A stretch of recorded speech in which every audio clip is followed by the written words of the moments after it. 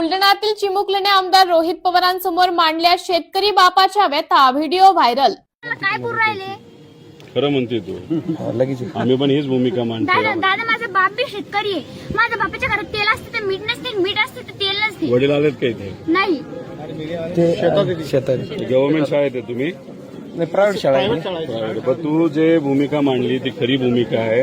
तुला हे माहिती आहे का, भारतात सगळ्यात जास्त सोयाबीन केलं जातं, कापूस केला जातो आणि एवढ्या मोठ्या प्रमाणात कापूस करून ज्याच्यात तुमच्या 4 पैसे घरात यायला लागतात.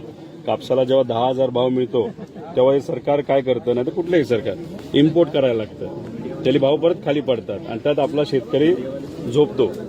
तसं सोयाबीनचं झालंय, कांद्याचं झालंय, सगळ्याच पिकाचं झालंय. तुम्ही जे फर्टिलायझर घेतात तुमचे वडील तुमच्या शेतासाठी तेव्हा टॅक्स असतो. वही आणायची असते दादा, तर पप्पा जर का म्हणलं माझ्या खिशात 10 रुपये नाही तर इतकं वाईट वाटतं की आम्हाला एकदा याच्यावर दिसायचं. नको करू, आम्ही तीच भूमिका घेतोय. तुला एक माहिती का, मी विरोधी पक्षातला आमदार आहे, पण मी जर आज निर्णय घेतला असता, नाही तर काल निर्णय घेतला असता, तर मी आज मंत्री सुद्धा झालो असतो, नाही तर पदाधिकारी झालो असतो. पण मी या सरकारबरोबर का नाही जात? हे सरकार युवांच्या विरोधात आहे, शेतकऱ्यांच्या विरोधात आहे, मजुराच्या विरोधात आहे, महिलांच्या विरोधात आहे. मजुरी